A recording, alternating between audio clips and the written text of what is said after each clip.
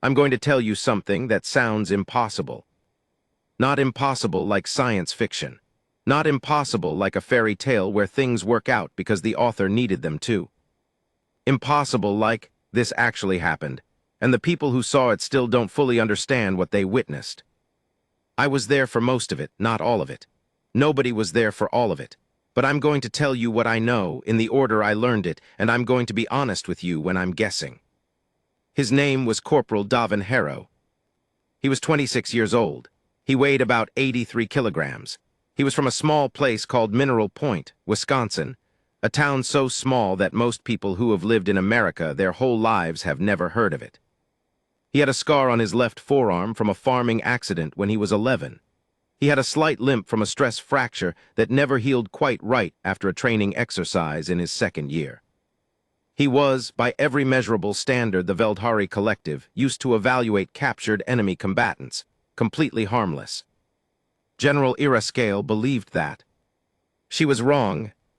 What happened over the next 11 days aboard the Sovereign Meridian? That's the Veldhari command vessel, roughly 400 meters long, crewed by about 900 personnel, is one of the strangest documented accounts of human survival behavior on record. I'm a xenobiologist. My name doesn't matter.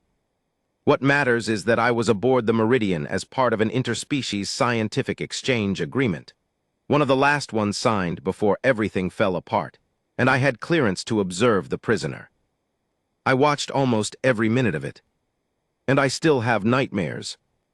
Chapter 2, Setup. You have to understand what the Sovereign Meridian was.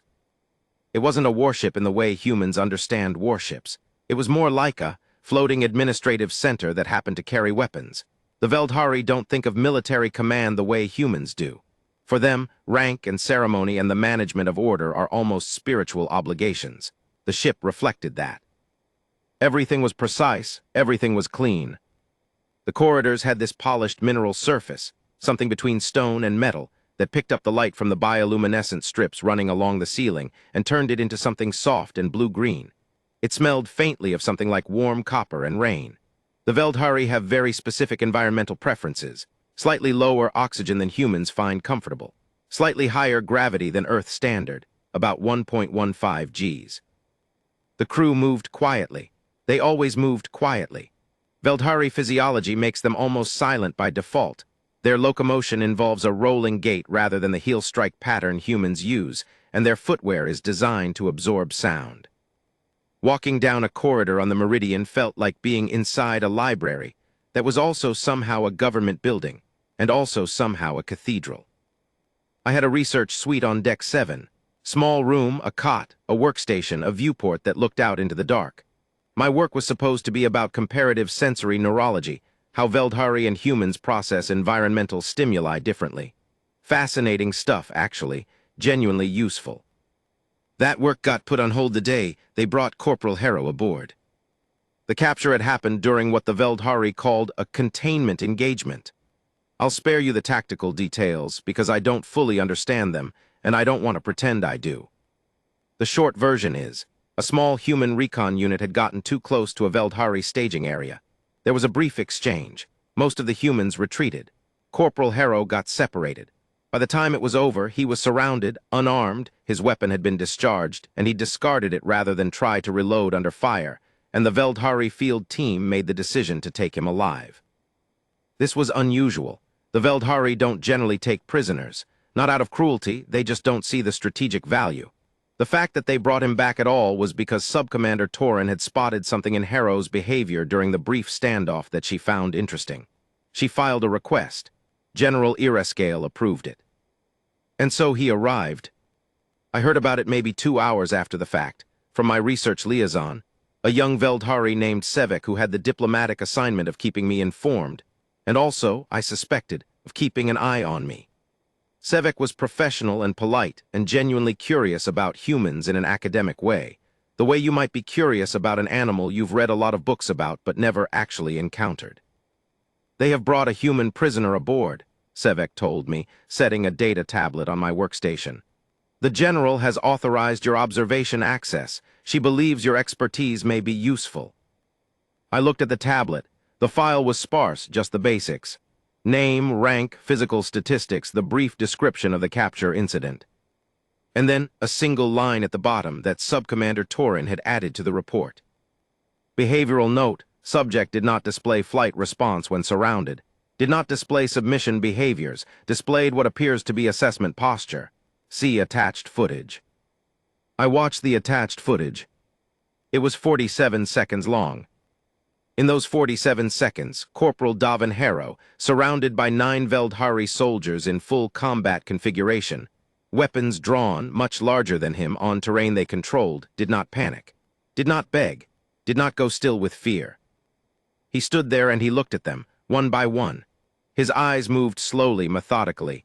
His breathing was visible, his chest rising and falling, but it was controlled, deliberate. His hands were open at his sides. Not raised in surrender, just open. Like he was deciding something. "I'd like to observe the prisoner directly," I told Sevek. Sevek paused. That particular Veldhari pause. That means I anticipated this, and I've already cleared it. "The General expected you to say that. You may begin tomorrow morning." Chapter 3, the holding unit. The containment suite they'd put him in was, by the standards of the Meridian, almost comfortable. A Veldhari holding unit for a person of note, which Harrow apparently was, at least for now, included a sleeping platform, a sanitation module, access to water, and a selection of nutritionally adequate food options, and a small workspace with nothing on it. The cell was monitored by 6 sensor arrays.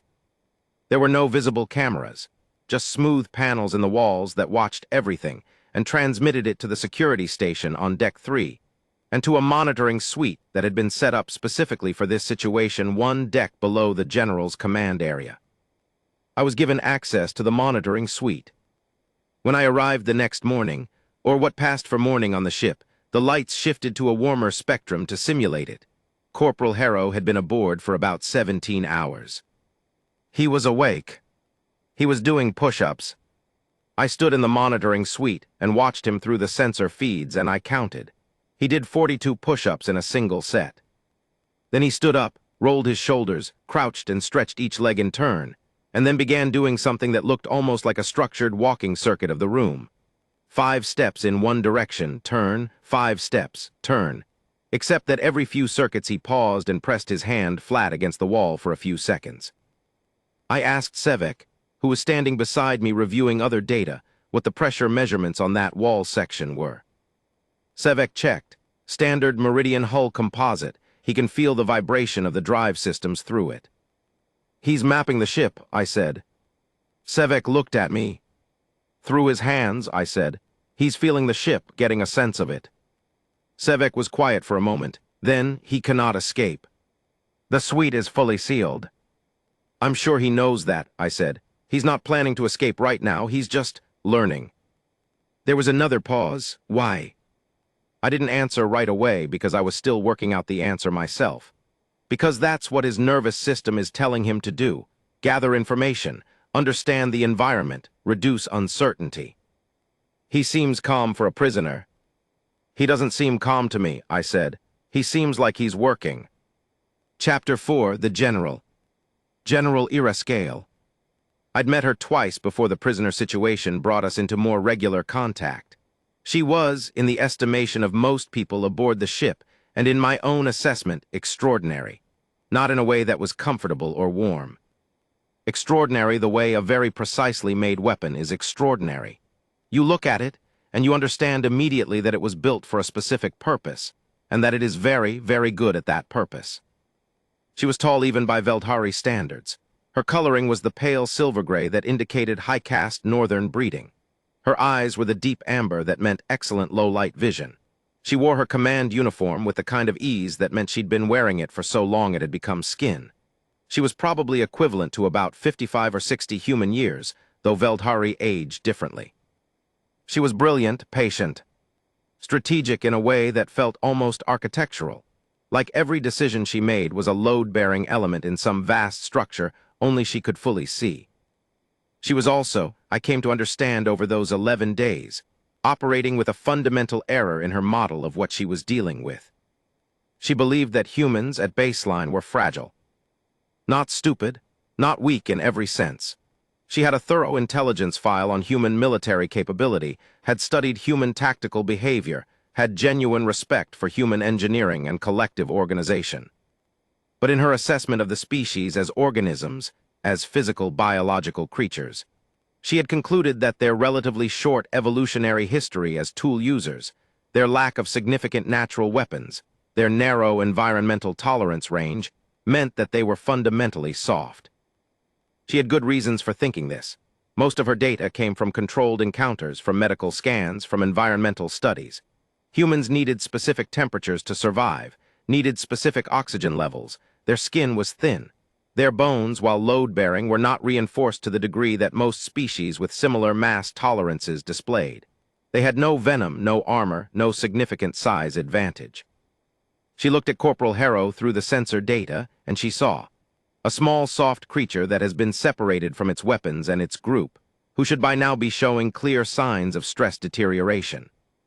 He was, in fact, showing no such signs. She found this mildly interesting. She attributed it to good training overriding instinct temporarily. She expected him to break down in the next day or two. I knew better, or I was starting to. I had spent 3 years studying human comparative biology before I transitioned to neurology. I knew what humans were, not just what they looked like on paper, what they were. And I was beginning to understand that General Ircale had never actually had to find out. Chapter 5, First Contact. On the 3rd day, the general decided to interview the prisoner herself. This was, her staff indicated to me quietly, unusual. She normally delegated prisoner interactions to Subcommander Torin or to one of the intelligence specialists. The fact that she was going in personally suggested she was more interested in this particular human than she was letting on. The interview was conducted in the holding suite. The general brought 2 personal guard, both large, both heavily armed, both positioned so that Harrow would need to pass them to reach the door. The arrangement was tactical, deliberate, a statement of control. I watched from the monitoring suite. Sevek translated in real time, murmuring into my earpiece. General Ircale entered the room. Corporal Harrow was sitting on the sleeping platform. He'd been reading. They'd given him a data pad with a limited content library, mostly educational materials, nothing tactical, and he set it aside when she came in. He stood up, not quickly, not in a startled way. Just stood, like someone getting to their feet for a visitor who'd arrived at a time he'd been expecting. The general was nearly a foot taller than him. Her guards were taller still. He looked up at her without any particular expression on his face. She studied him for what felt like a long time. Then she said something in Veldhari. Sevek translated, "You are a long way from anything familiar." Harrow was quiet for a moment. Then he said in flat, careful Veldhari that was heavily accented but recognizable, "So are you." I felt Sevek go still next to me. The general's eyes shifted, the Veldhari equivalent of a raised eyebrow. She said something. "She's asking where he learned the language," Sevek murmured. Harrow answered. Sevek translated, "My unit has a language program. I'm in the top 3rd, which means I'm probably not following everything you're saying, but I wanted you to know I'm trying." There was a silence. And then I saw it, just barely, a micro-expression, the corner of General Ircale's mouth, not quite a smile, something more complex than that. Something that looked, from where I was sitting, like recalibration. She spoke for another few minutes. Harrow answered in a mix of bad Veldhari and his own language, working through it slowly. At one point he asked, in English, which was translated by the ship systems, what the smell was, the copper rain smell, just casually, like he was actually curious. The general told him it was the mineral content in the ship's water recycling system. Harrow said, reminds me of home in the morning, we had well water." The general left after about 20 minutes. She didn't look troubled. She didn't look particularly animated. But she'd asked Torin, before she left, to increase the environmental monitoring resolution on the suite. She was paying attention. Chapter 6, What I NOTICD. The Veldhari staff were watching Harrow for signs of deterioration. I was watching for something different. By day 4, I'd compiled a set of behavioral observations that I was struggling to fully organize. Not because the behaviors were confusing, exactly, but because they were so consistent in ways I hadn't fully expected. He slept efficiently, not long, 5 or 6 hours roughly in 2 separate periods, but deeply. No restlessness, no prolonged wakefulness, no signs of the sleep fragmentation you typically see in prisoners under stress. His sleep quality, based on the biometric readings the sensors could access, was comparable to what you'd see in someone in their own bed. He ate everything they gave him, regardless of quality or palatability. The Veldhari food options they provided were nutritionally adequate for human metabolic needs. We'd confirmed that in advance as part of the exchange protocols, but they were not designed for human taste preferences. Some of them were actively unpleasant to human palates based on previous testing. Harrow ate all of it. He didn't make faces. He didn't hesitate. He just ate methodically, chewed, swallowed, moved on. He maintained his physical conditioning routine every day. Push-ups, bodyweight squats, a walking circuit he'd modified into something closer to lunges over time, and a stretching regimen that he went through with an almost meditative patience. He used the edge of the sleeping platform as a makeshift pull-up bar. He read consistently for hours at a time. The datapad's content library included a lot of material that was tangential to his situation: Veldhari history, basic xenobiology texts, some engineering documents, and he worked through it systematically. At one point, he seemed to hit something that puzzled him and spent 40 minutes rereading the same section before making notes on a small notepad he'd been given. We checked. It was a section about Veldhari ship propulsion systems. He asked for paper and a writing implement on day 2. He was given them. He used them constantly. And he talked to himself, not in a concerning way, just quietly occasionally, the way someone does when they're working through a problem. Little fragments of sentences, sometimes just single words. I had the audio monitored and translated. Most of it was mundane. Okay, right. At one point he said something like, "All right, Harrow, let's think about this." He was his own company, and he seemed to find himself adequate company. I wrote in my log at the end of day 4, he is not adjusting to captivity. He already is adjusted. This is not a man surviving stress. This is a man operating in a new environment. The distinction is significant. I don't think the General's team understands the distinction.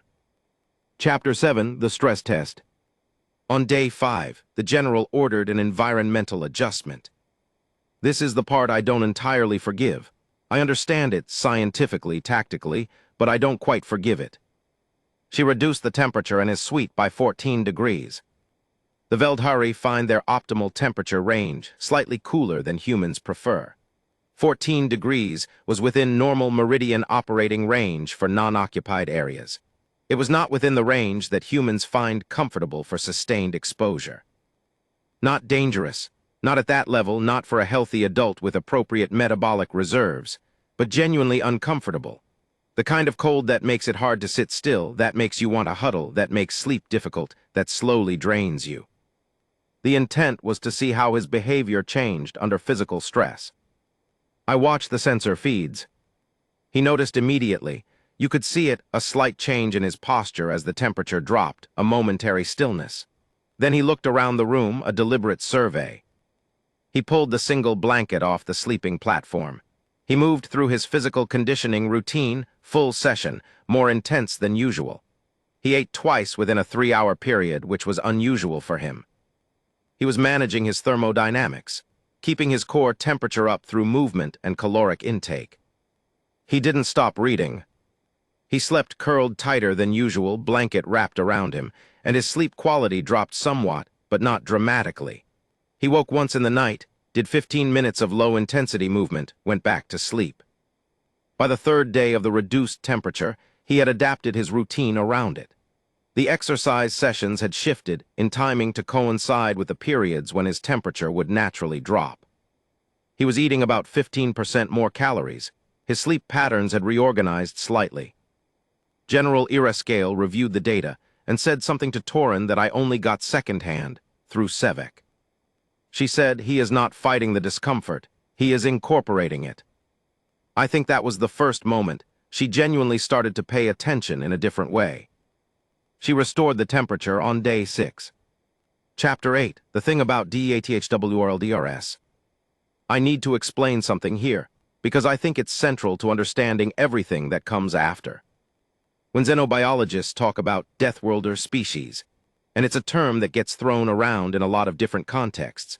We're generally referring to organisms that evolved in environments characterized by high predator pressure, significant climatic variability, and complex multi-organism ecosystems with aggressive competition dynamics.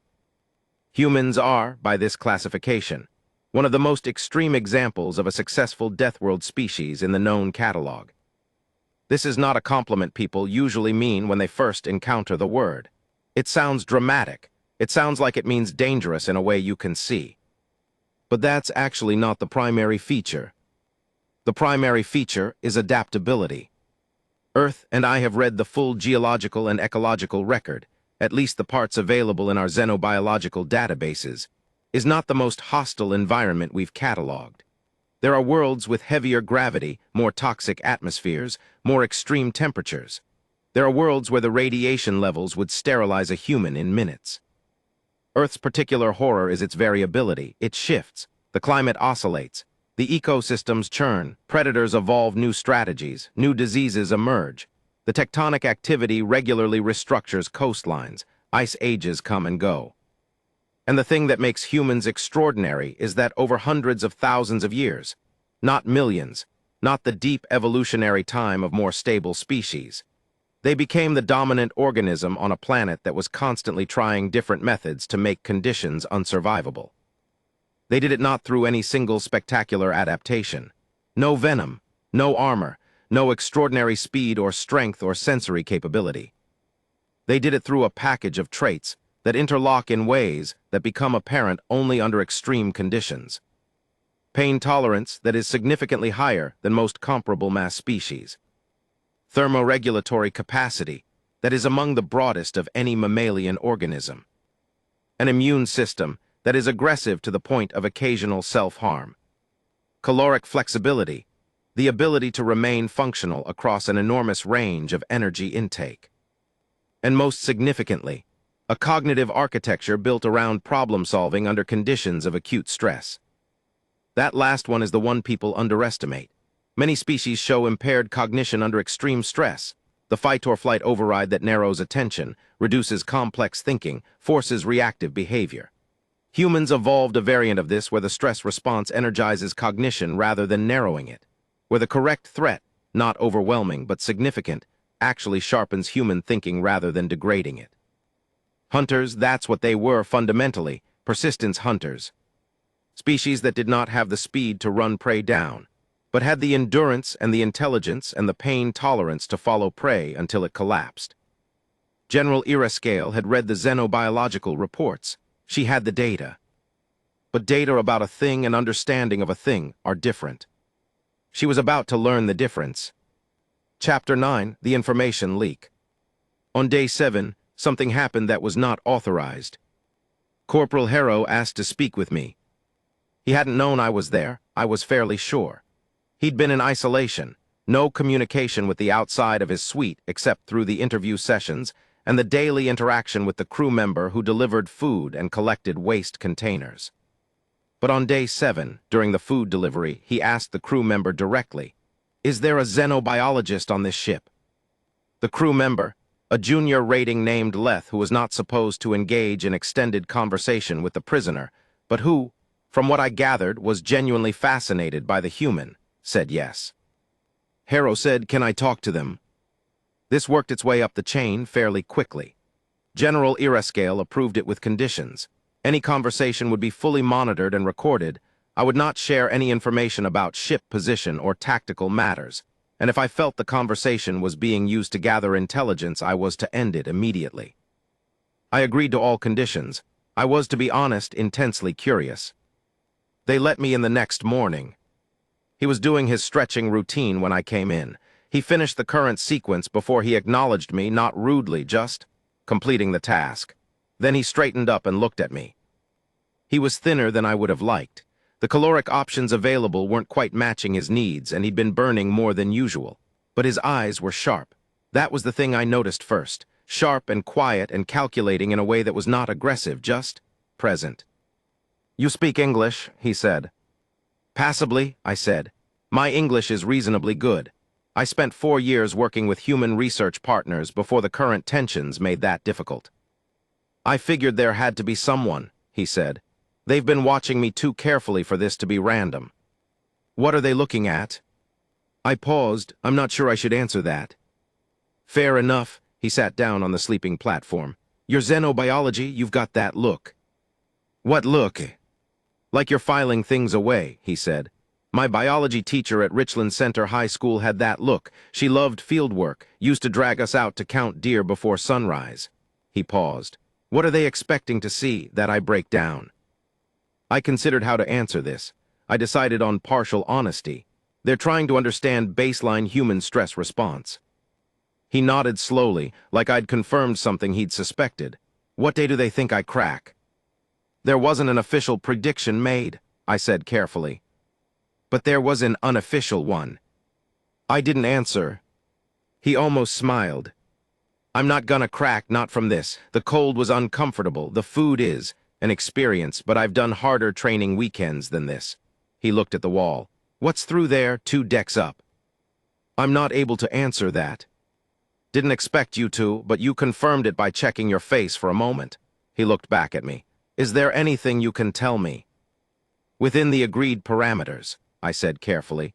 I can tell you that you are safe, that you are being observed as a matter of genuine scientific interest, and that the general has no current orders to harm you. But she has the ability to change those orders. Anyone with authority has the ability to change orders. He absorbed this. Okay, he said, okay. He was quiet for a moment, then, what day is it? Earth equivalent. I told him. He counted on his fingers, a surprisingly human gesture somehow, and then nodded. 12 days since I was separated from my unit, he said. They've marked me KIA by now. He said it evenly without visible distress. That's fine, standard protocol. A pause. Do you know why they actually kept me? Not the official reason, the real one.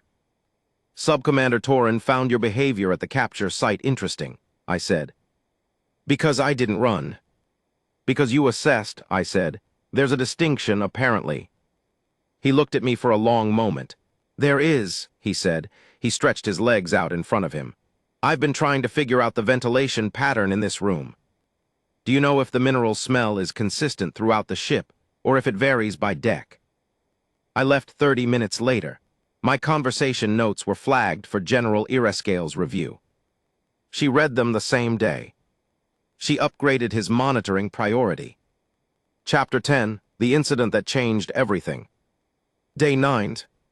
I want to be careful about how I describe this because the account I have is assembled from multiple sensor feeds, from the written reports of 3 crew members who were present, from my own observation of the aftermath, and from a single conversation I had with Corporal Harrow 4 days later. Here is what happened. At approximately the 3rd hour of the night cycle, by ship time, there was a structural incident on Deck 5, not a catastrophic failure. The Meridian was a well-maintained vessel, but a coolant line developed a fracture at a junction point, and before the automated systems could fully respond, a section of the corridor near the aft maintenance access flooded with coolant vapor, and the temperature in that area dropped sharply. 3 crew members were working in that area, routine overnight maintenance. The coolant vapor wasn't toxic, but it was disorienting. Visibility went to near zero. The automated sealing systems, doing what they were designed to do, sealed the corridor section to contain the temperature drop, which locked the 3 crew members inside. All of this is relevant because the holding suite for Corporal Harrow was on Deck 5, aft section, roughly 40 meters from the incident location. The coolant vapor reached the suite's ventilation intake within about 4 minutes of the initial breach. The suite's environmental systems responded, but they were calibrated for the Veldhari temperature preferences, not for the additional thermal load of an influx of super-chilled gas. The temperature in the suite dropped faster and further than the earlier deliberate reduction had managed. Harrow woke up. The sensor log shows he went from asleep to sitting upright in approximately 2 seconds. He sat very still for about 8 seconds, listening, I think, and feeling. Then he moved to the wall and pressed both palms flat against it. The ship's structure was talking, in whatever language it talks. Vibration patterns changed by emergency response systems engaging. Pressure differentials from the ceiling of that corridor section. He could feel it through the hull. He assessed, "Here is what I find most remarkable about what came next. And I want to state clearly that this is the part I am most uncertain about because it relies heavily on the sensor data interpretation." He started working on the door. Not trying to break it, the door was Veldhari military grade and he was one man with no tools. He wasn't trying to break it. He was examining it, running his hands over the edges, the frame, the panel that covered the control mechanism, methodically. In the dark, the lighting had shifted to emergency levels which the Veldhari can navigate more easily than humans in their spectrum, working by touch. And he found something. The design detail that I later verified with the ship's engineers, reluctantly they were not happy about it, is that the holding suite door had a manual override panel on the interior. This is standard Veldhari design philosophy. You never create a sealed space from which there is truly no exit, because your own crew might be trapped inside. The override is not easy to access. It requires removing a panel cover and engaging a mechanical release. The panel cover is designed to resist casual removal. It takes a specific tool or significant force applied at the correct angle. Harrow apparently spent about 4 minutes in the dark, by feel alone, working out the geometry of the panel. Then he used the edge of his metal food container, which he'd asked for and which the crew had negligently left in the suite, to apply force at what I can only conclude was exactly the correct angle, because the panel came off.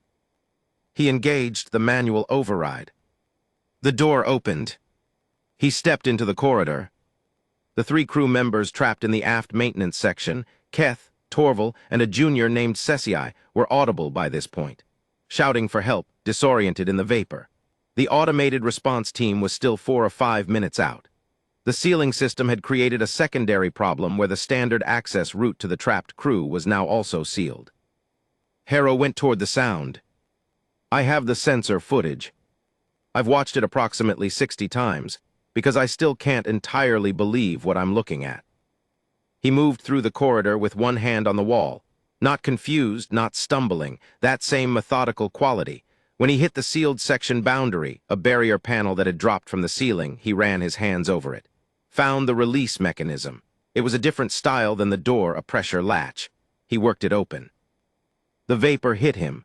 The temperature in that section was approximately -12 Celsius. He went in anyway. He found Cecii first, who was the youngest and most panicked of the 3 and who had become turned around in the vapor and was moving further from the exit rather than toward it. Harrow grabbed her by the arm. In the confusion, she struck at him, instinctively, disoriented, and he absorbed the hit without releasing her and said something, loud and calm, in a mix of his own language and what Veldhari words he had. Okay, I have you. Come with me this way, come with me."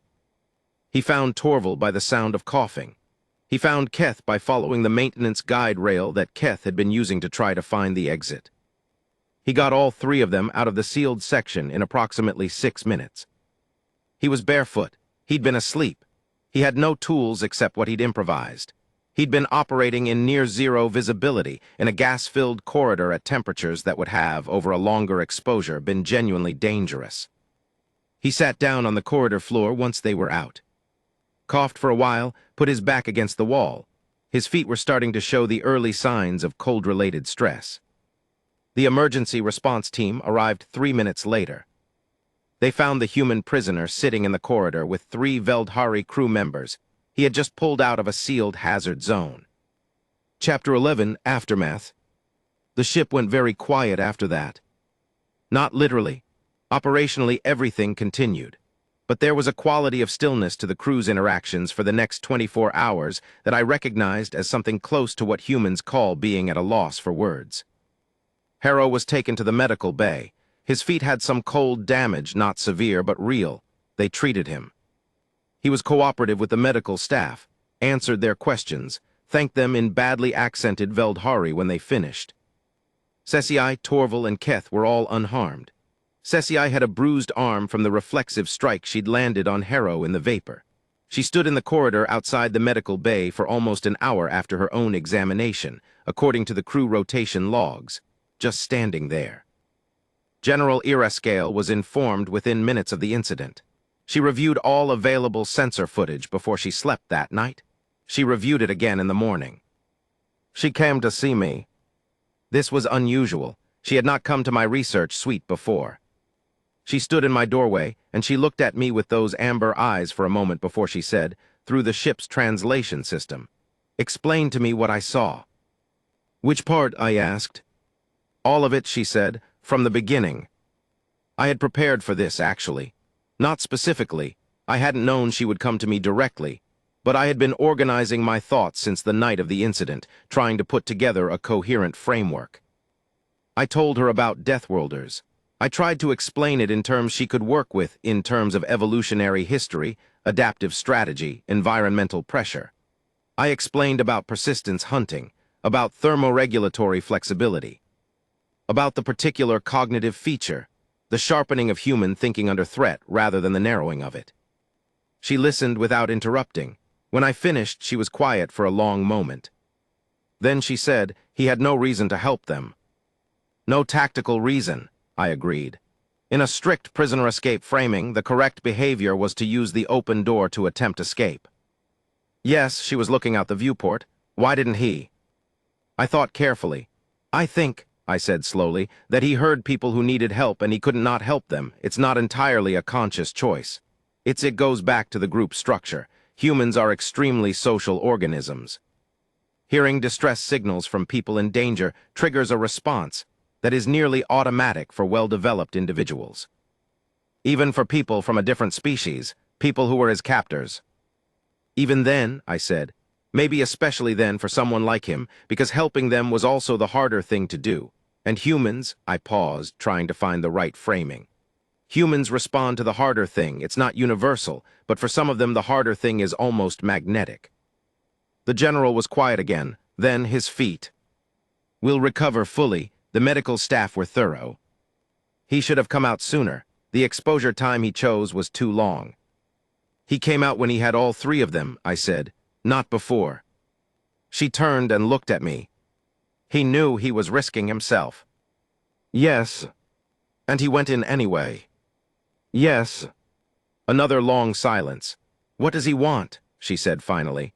"If he's not trying to escape, if he's not breaking down, if he's not building towards something tactical, what does he want?" I thought about the question for a while. "I think he wants to go home," I said. "But since that's not immediately available to him, I think he wants to be useful, to understand where he is, to not waste the time."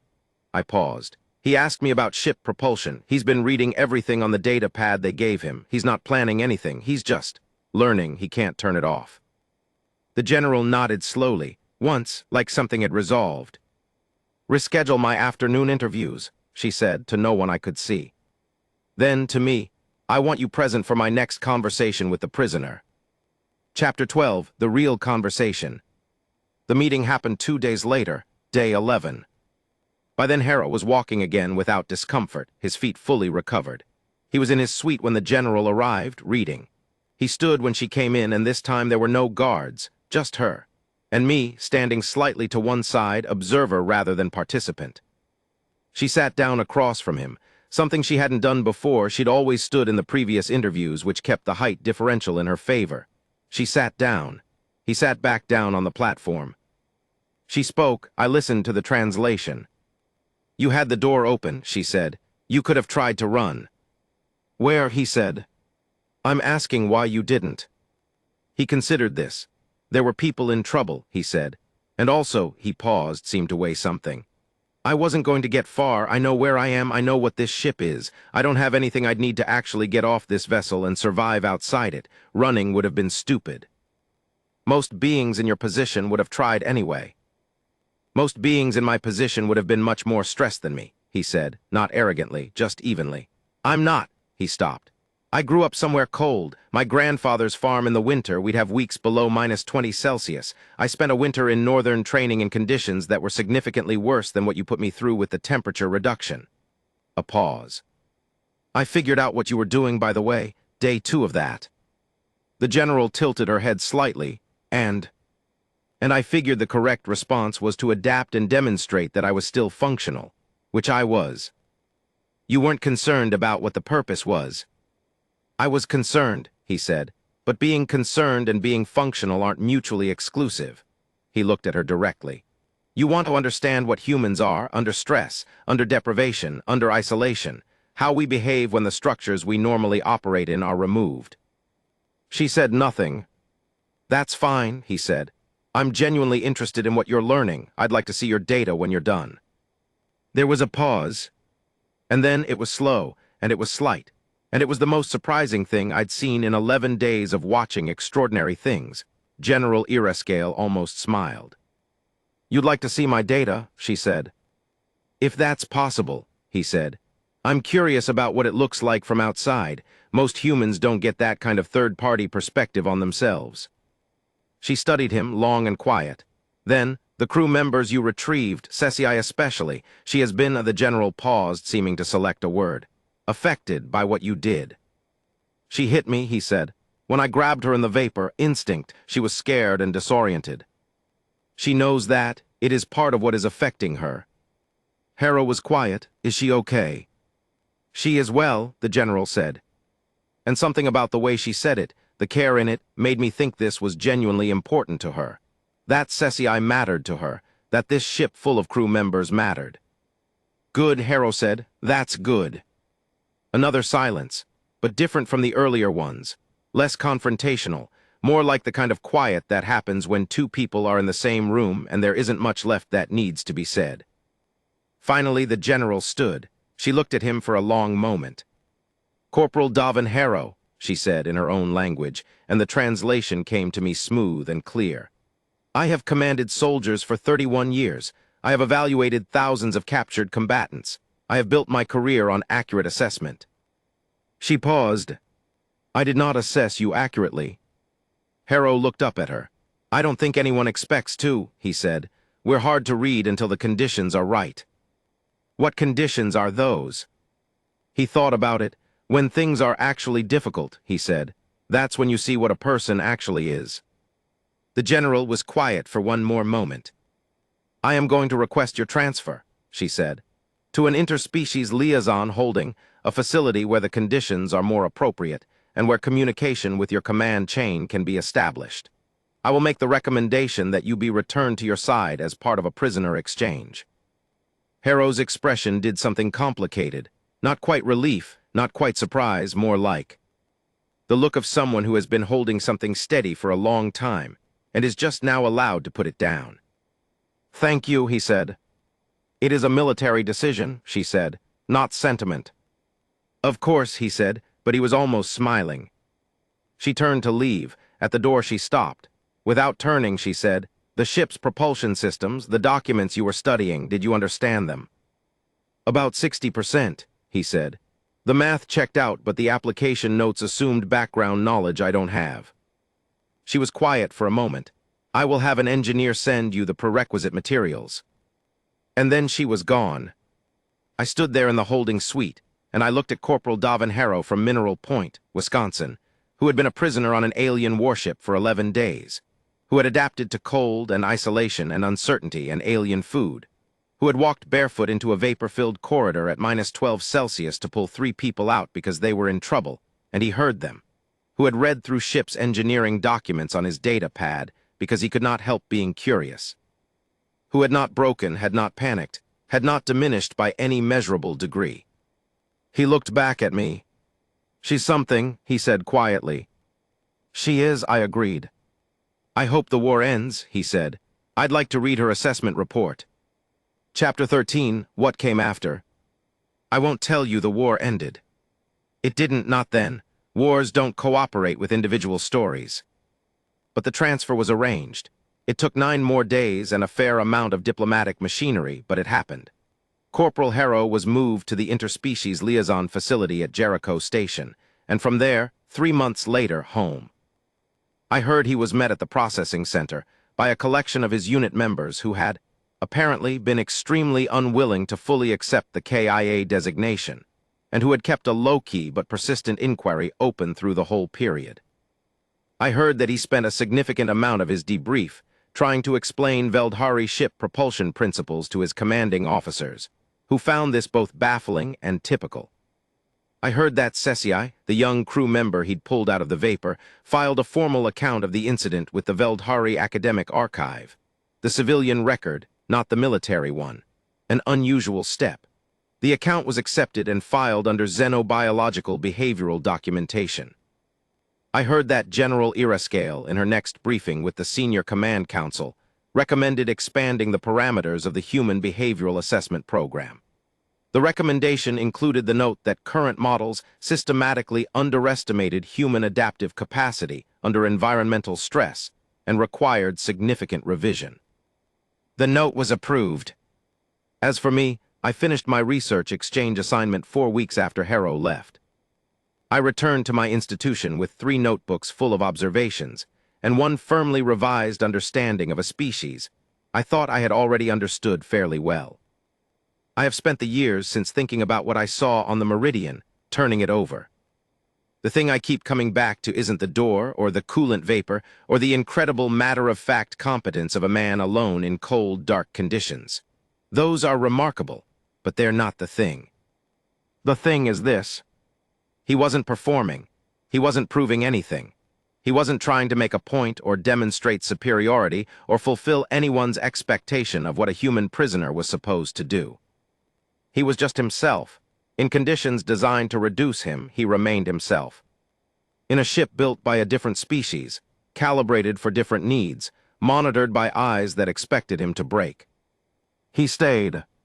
Not stubbornly, not dramatically, just quietly, consistently, with the kind of patience that comes from knowing that this is what you are and that what you are does not require specific conditions to remain true. The Veldhari have a phrase for it. I learned it from Sevek near the end of my time on the ship. It translates roughly as the nature that persists when the circumstances change. They do not use it often. It implies a level of integrity, I suppose, that they consider rare. The acknowledgement that most things under sufficient pressure become something else. Corporal Davin Harrow, in 11 days in a cell on an alien warship, never became something else. He was, the whole time, exactly what Earth had spent hundreds of thousands of years making. And the universe, I think, is still working out what to do with that.